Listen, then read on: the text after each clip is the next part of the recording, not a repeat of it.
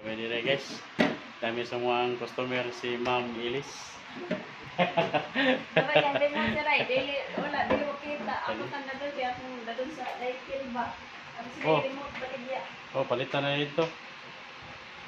Mahal pag remote ng mga kuwan eh.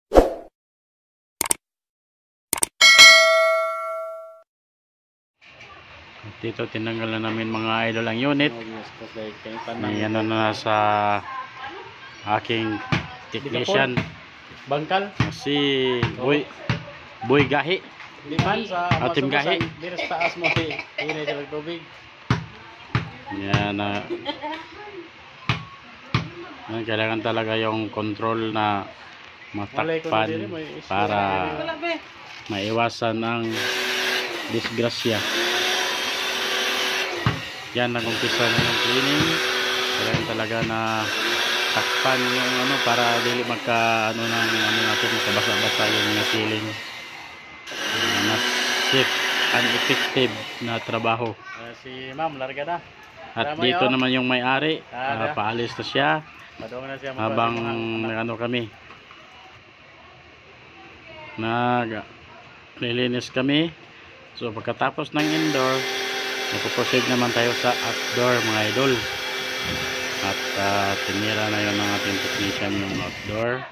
installation done. Yan, at saka natapos ng mga idol, balik na natin sa ano, at saka naging normal na yung aircon ni ma'am na dati ay napakarumi. Check. At dito naman tayo mga idol, proceed naman tayo sa window type na non-inverter.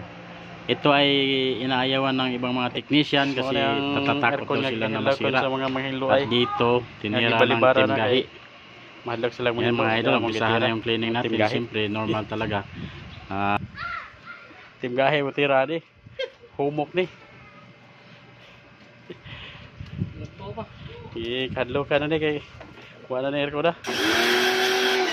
Hindi na nugaya pero nito gayo. At dito na kami nag-umpisa mga idol, at dito na kami tinira ng ano, ang banggitang technician natin, Habibi. At siyempre mga idol, talaga linisin natin maayos para maganahan naman si customer.